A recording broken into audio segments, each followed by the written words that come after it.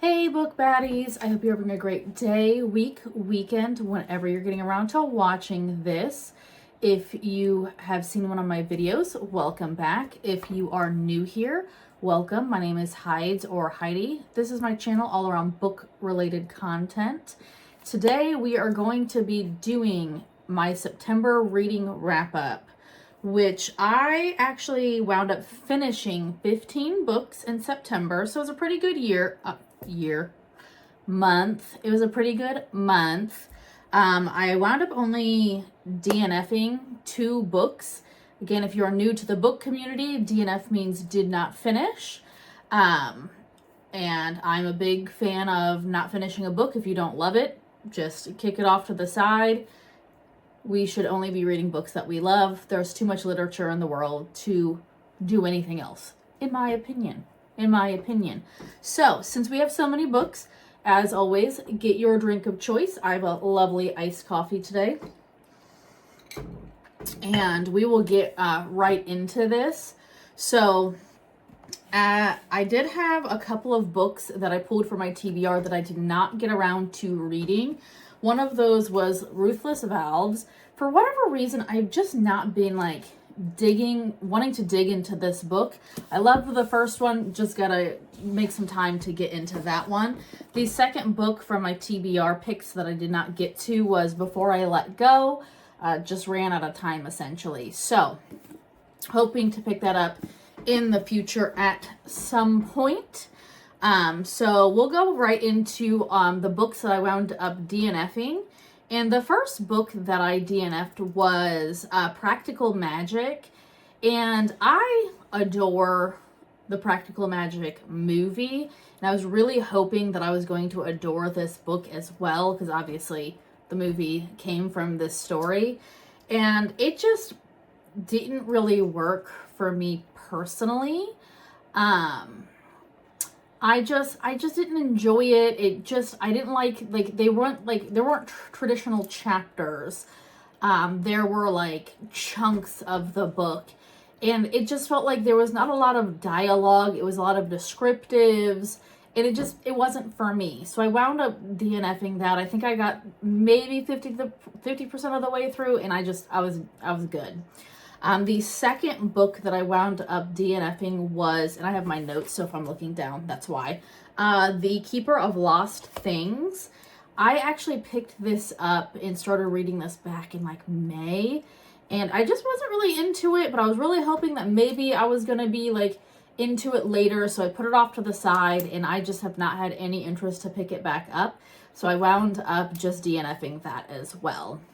So those were the 2 DNFs for September.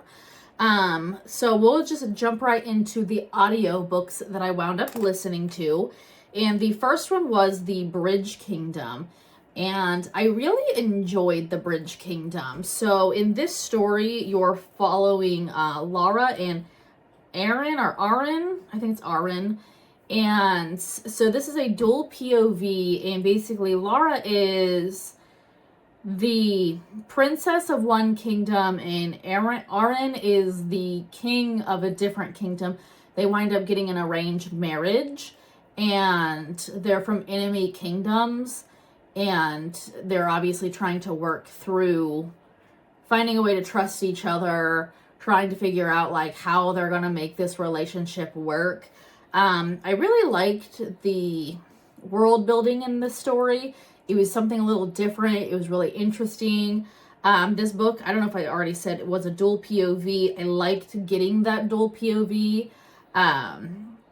So I enjoyed this story. I wound up rating that a 4-star. So I am excited to read the next one in the series. So that's a thumbs up for me.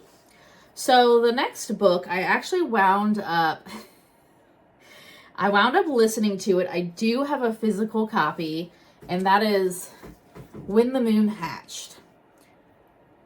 I hated this book. I feel like the world building in this book was so bad.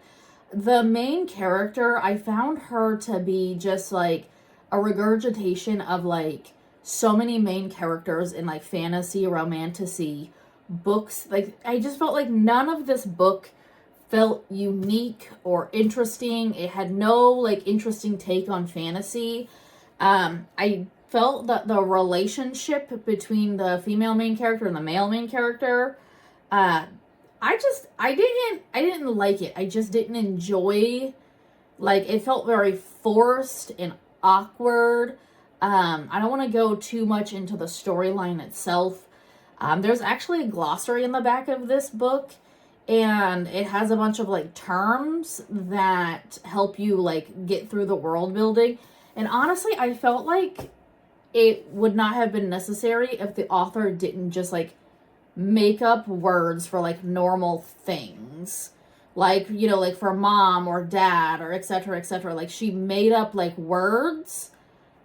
And, like, sometimes that works in fantasy, but it just didn't translate to this. And I thoroughly didn't, like, I was very disappointed by this book because of the hype around this book. I actually wound up rating this 1 star. I just didn't like it. I wanted to wind up actually DNFing this, but I was really holding out hope that everybody kept saying, oh, it gets better, it gets better. It didn't get better for me. And honestly, I don't see the point of the dragons in this book, because they really serve no purpose other than basically being like a glorified taxi. I said what I said. But I'm a hater of this book. This is not good. I don't understand the hype behind it. So it's a 1 star for me. Sorry. Not really sorry. The next audiobook that I wound up listening to it's called Sprinkles and Sea Serpent. And I randomly came across it on Audible. And it was just kind of giving like a cute, witchy, whimsical, like, story. And I actually really enjoyed it. So you're following Rosella, who is a cursed witch, and she is living in, I think, New York. And she winds up moving back to where her family is. And they live in this, like, town that's, like, all, like, magic, like, folks live there. Like, everybody there has some sort of magic, and it's like a hidden town. And when she goes back, like, all of these, like, women are disappearing. So there is, like, she's trying to, like, basically, like, solve, like, why the women are disappearing. And so it was really just interesting. I mean, I rated this a 3 star. It was nice. It was short. It just kind of had a cozy vibe to it. It's like a cozy mystery. I enjoyed it. So I will probably wind up actually listening to the next book in the series. But that was Sprinkles and Sea Serpent. The next audio book that I wound up listening to is A Sorceress Comes to Call. And that is the new book by T. Kingfisher. And in this, you're getting a dual point of view. You're following Cordelia, and you're also getting following Hester. So Cordelia's mother is the sorceress, and I don't think that ruins anything. I feel like that's kind of a given with the story. And her mom is basically essentially a con artist, and they wind up, like, moving in with this. Like, they're like a royalty, like, they're not like super high royals, they're kind of like lower royals, they're not like kings and stuff like that, they're like a further down the totem pole on royals. And I'm trying to remember, he was not a duke, I don't remember what his title was, but the royal man that lived in this house, his sister is Hester, so you get a point of view from Hester. And I really enjoyed this. I liked seeing how, like, the story unfolds. I like seeing, like, not only Cordelia's point of view, because she's very manipulated. She is basically abused by her mother. And then I also really enjoyed seeing Hester and kind of how, like, she interacted with Cordelia, as well as Cordelia's mom, which I cannot remember her name right off the top of my head. Hester calls her Doom, though, which I found really funny. But I really liked it. It was a good story. It kept me interested. I kept wanting to know what the next like piece of information was. I wound up rating this a 3.5. So I was good. I liked it. It wasn't like blow me away amazing, but it was a nice good story. So if you're interested, I think that you would enjoy it. So that is A Sorceress Comes to Call. So the next book that I wound up reading was The Legend of Sleepy Hollow, and that is by Washington Irving. Now this is a very, very old book, and obviously it's been adapted into movies. There's been like, you know, like various cartoons, like Scooby-Doo wound up doing like a Legends of Sleepy Hollow like episode. So I've never actually read the book itself, and so I wanted to read it because I enjoyed the movies and all of the different adaptations that I've seen. And it was very cringy. And I know that I should give the book grace because of how old the book is. The book didn't age well, is what I'll say. It just didn't. It was rough. I didn't like the writing style. I thought it was really boring. So you're following Ichabod Crane, if you've never heard of Sleepy Hollow or seen anything Sleepy Hollow. And I found his character to be kind of honestly a little creepy in some ways. So I didn't really enjoy the story as much as I enjoyed seeing like the movies and other adaptations of Sleepy Hollow. So if you don't want the Sleepy Hollow that you've seen ruined, maybe just pass on the book. That's what I'll say. So I wound up giving that a 2-star. So the last audiobook that I wound up listening to was The Nature of Witches. I really, really enjoyed this book. You're following Clara and her eventual love interest is Song. And so Clara they're witches in this story, and she is called an Everwitch, which is basically she can control all of the different elements. And there are other witches around her where all of them have different like elemental magic based upon when they're born. And it's a really unique take on elemental magic that I've never really seen before. It's got a lot of like, you know, you're following Claire and she's like, there's a lot of like growth and like seeing her like grow as a character and seeing her, you know, like come into herself. It's really, really good. I really enjoyed the book a lot. I like the nods to talking about like environmentalism a little bit in it. It's done in a very fantasy-esque way, but I really just liked the book as a whole. It was very unique. I liked the writing style. I liked how the story unfolded. So I wound up rating that a 4.5 star, which is a very high rating and something I don't tend to give out 4.5s and 5 stars super frequently. So I really, really enjoyed The Nature of Witches. So if you're looking for like a witchy book to get you into like maybe like the autumn season, that is definitely one that I recommend. Very good. So that was all of the audiobooks that I wound up listening to. Let me go ahead and take a little drink here. So we're going to go ahead and talk about all of the ebooks that I read. And the first one was Elanor Oliphant is Completely Fine. And this was my book club September pick. And you're following Elanor, obviously by the name. And then you're also eventually introduced to a character named Raymond.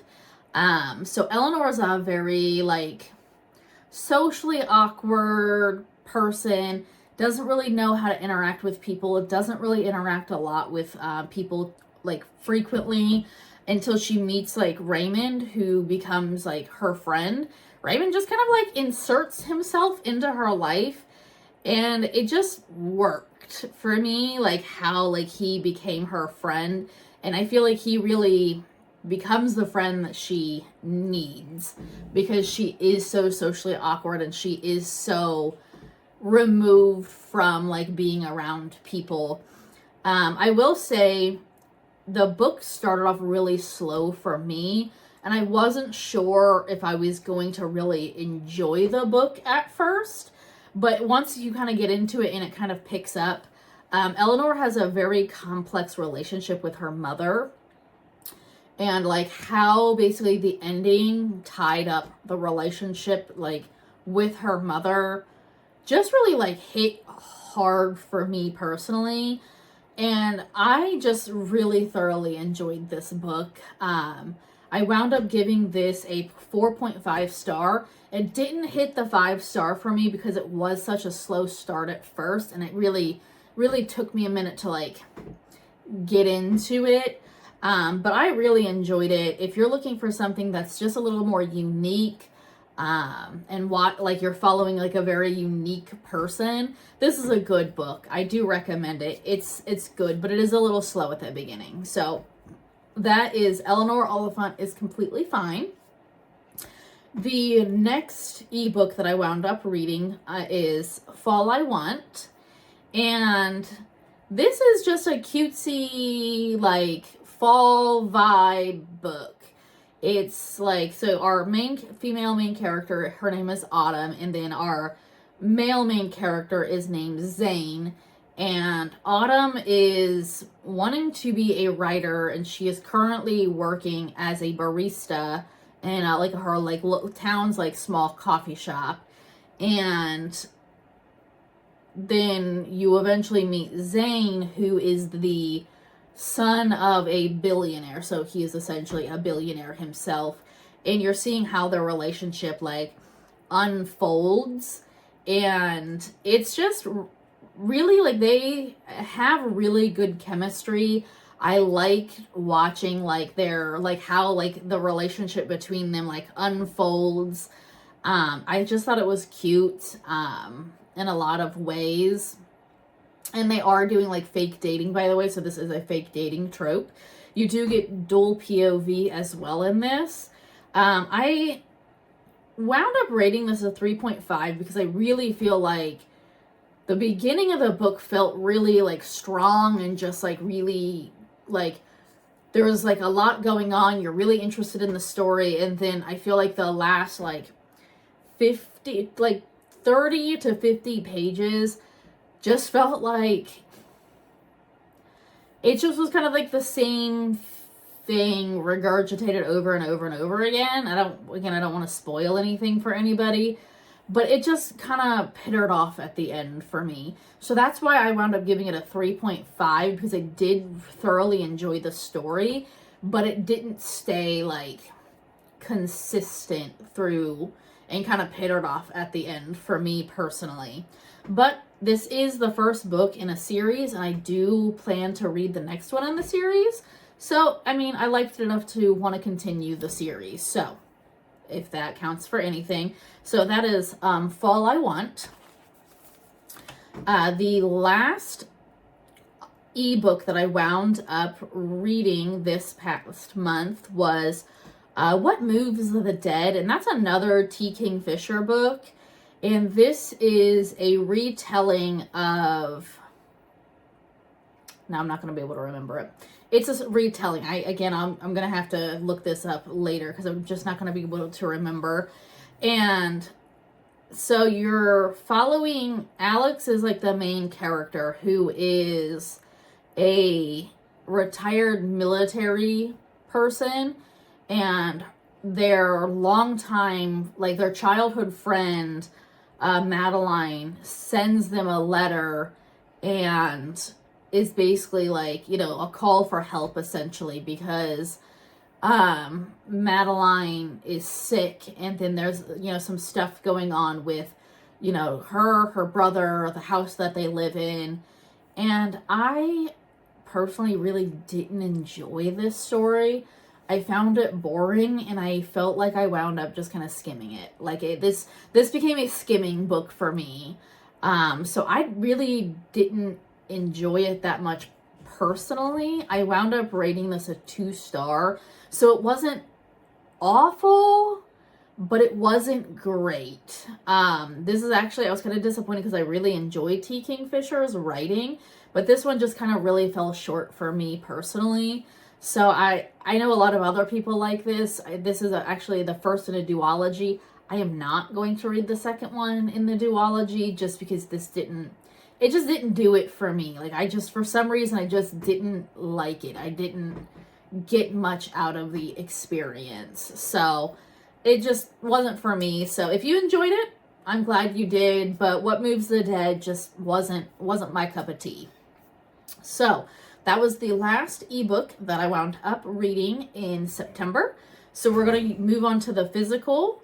So let me just take a drink real quick.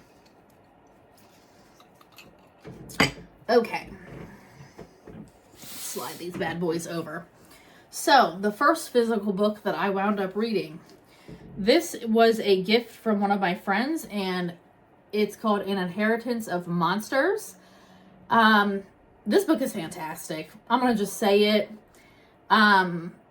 There's no plot, really. The plot is shaky at best. The character development, there's really none. There's none. This is literally just monster, you know what. You know what. This is just like a literal smut. It's just smut. That's all this is. It's a reverse harem. It's a fated mate. But it is so good. I'm like, I cannot believe, I gave this a 5-star. Which is wild to think about. But I ate this shit up. I started this book and I did not put it down. And this is literally almost 500 pages. This is over 500 pages. I ate it up. I didn't put it down. I think I finished this in like a day and a half. And I couldn't stop. It was just wild. There is no plot. There's no character development. It's just vibes. That's all this is. And it's so good. So if you're looking for a reverse harem monster, this is it. Just go and buy yourself this book. And there's a second one. I have not read the second one yet, but if it's anything like this one, I'm going to eat it up. I'm going to eat it up. So, Inheritance of Monsters, 5-star. Again, maybe a wild take, but she did what she needed to do. And we'll just leave it at that. So the next physical book that I wound up reading was This Spells Love. This book is so cute. Honestly, like, I wound up reading this pretty quickly too. It's a pretty fast read. You're following Gemma and Dax. And basically, Gemma decides she makes a wish? No, she does a spell. And she basically winds up in like an alternative timeline where like she has to like, because she's like not necessarily like, she's not unhappy with her life, but she's not like super thrilled about like how her life is going. So she does this spell and is like basically thrown into a different like timeline, and you're following her experiencing that timeline and experiencing her relationship with Dax, who is her best friend / the love interest. And he's not her best friend in the alternate timeline. So it's really cute. Is this serious? No. Are some of the things happening in this book only because it's a rom-com? Absolutely. But it's a quick read. It's cute. If you're looking for something witchy, contemporary romance, this is a good one. I highly recommend this. I wound up rating this a 4.5 actually, so I did thoroughly enjoy this book. So she's a good one. The next book, the physical book that I wound up finishing, is The Phoenix Keeper. This book, she's so cute. I love the world building in this book. So you're following It's either pronounced Ayla or Isla, depending on who you're talking to. And she is a zookeeper, specifically a phoenix keeper. And this zoo is all mythical creatures that exist in this world. And the author did such an amazing job to talk about like the world building and where the animals come from, and like some of like the biology behind like the animals, and like the talk about like conservation, and about how like we like these animals wouldn't be in danger if, you know, humans didn't basically poach them for either, you know, their feathers, their scales, their this, you know, whatever creature it is. And it was just so good. There's like a plot twist at the end where you're like, I didn't see it coming. I didn't see it coming. Because essentially, I don't know if this, I think, I don't want to like spoil anything for anybody, just because I don't want to give stuff away, because this book is so good. Like, I just thoroughly enjoyed her relationship with the other characters in this book. I thoroughly enjoyed her relationship with the animals that she like cares for. There's this little like kind of some sort of bird. I don't remember what he's called. I think he's called an Archie bird, and his name is Archie. Adorable. I loved him. I was like, what a menace. And you're perfect. He's a menace, and I love him. But this book it's so good. I really thoroughly enjoyed this. I wound up giving this a 4.5 star. It didn't quite hit the 5-star for me. I don't know what it was that was lacking, but it was really close, and I really enjoyed this. So if you're somebody that likes mythical creatures, if you like conservation of any capacity, talking about environmentalism, fantasy, this is it. Like, and this is like, I would consider it like an urban fantasy, because it's modern day. They have like cell phones and everything, and it's like a zoo. So this is so cute. Really highly recommend this one. The next physical book that I wound up finishing was another witchy book, and that is the Xhex. This is another super cute, quick read. This one you are following Vivian and Reese, and this is a dual point of view. So, excuse me, Vivian, at the beginning of the book, winds up putting a curse on Reese. And they're all witches.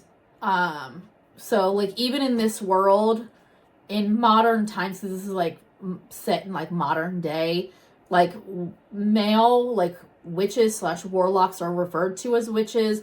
Oh, it's, like, I guess, like, kind of, like, outdated to call, like, male witches warlocks in this. So, just a little FYI. So, they're all witches in this. And so, Reese wound up, like, so they had a relationship. He wound up moving back to England, which is where he's from. He has to come back to, I think it's Georgia, and perform this spell on this town that Vivian lives in. And basically when he comes back, the curse that she put on him, like, activates and just throws everything sideways. This is, like, don't read this if you're looking for anything serious. This is goofy, it's whimsical, it's funny, it's, like, it's goofy. Like, it's just a goofy, like, not serious book. Very fast read. I think I finished this in maybe a day. So, super quick read. I wound up giving this a 3-star. So, a nice, like, right in the middle ground. So, just nice, cute. If you're looking for a witchy read, this one will do the trick for you. So the next book that I wound up finishing is called The Queen of Thorns and Gold. This is actually an indie book that I wound up picking up from an indie author at, like, our library festival over the summer. This is so good. I thoroughly enjoyed this. This to me is just showing that we really need to, like, start reading more indie authors. So this story is around, like, so this starts off with 2 sisters, And the older sister is supposed to be the queen. And Anira, is that her name? I'm not going to remember it right off the top of my head now. So Rose and Anira are the sisters. Anira's the older one. Rose is the younger sister. Anira's supposed to take the throne when her mother passes away. Because that's how, queens work. Monarchies. And then when her mom winds up passing away, Rose, her younger sister, is like crowned queen instead. Anira takes that very personally, and she enters her villain era. And this is basically setting up the war that's happening in this world. And the world building in this is really, really enjoyable. I love the writing style. I will say that this is definitely something where this is a slow read book. You would go into this and because there's so much happening. There's so many, you're reading so many different points of view changes. So many. I would say at least 10 points of view changes. You have to sit here and digest every character. It's okay, how do you fit into the story? Where do you, where do you go? And you have to remember all of these different characters. But this book is so good. I actually have the second one in this series, and I cannot wait to pick it up. Again, if you were ever looking for an indie author, this is definitely worth it. Keep in mind, though, that there are a few spelling errors and things like that, because indie authors, they don't go through, traditional, editing process. So just one thing to note, that since this is an indie book, that's just something that you have to be okay with going into reading an indie book, is that it's not going through the same editing process as a bigger name book. But this was really good. I wound up rating this a 4-star, and again, I can't wait for the next one, and I feel like the next one could be a 5-star read. She could be a 5-star read. We shall see. And I think that this is going to wind up being a trilogy. So highly, highly recommend this. I think that this one's going to be something. I'm telling you. I cannot wait to read the next one in the series. So the last book that I wound up finishing in September is Cackle. And this is another witchy book. I did a lot of witchy books in September. So many witchy books. And this is following Annie. And she is a teacher who just got out of a long-term relationship. Were they married? I think they were married. I don't know why I can't remember that. But she just got out of a long-term relationship. And basically, she winds up moving out of her apartment that she's living with her partner, and taking a job in upstate New York in a really small quaint town. And when she gets there, she winds up meeting Sophie, who is this eccentric, absolutely gorgeous woman that just, you don't really know what's going on with her. Does she work? Does she not work? Everybody in the town loves her. And so, she befriends Sophie, and this is watching Annie befriend her and then also work on getting over her relationship with her ex.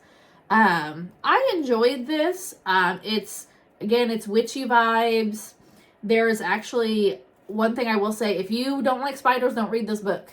There are spiders in this book. So Annie winds up getting basically a spider companion, who sounds adorable, by the way, which is wild to think about when it's talking about a spider. But if you don't like spiders, don't read this book. Don't read her. But the spider companion, I don't remember his name right off the top of my head, just sounded so adorable. But I really liked this. It was good. It wasn't... So I wound up rating this a 3-star, and I didn't realize I actually had read Rachel Harrison, her Such Sharp Teeth last year.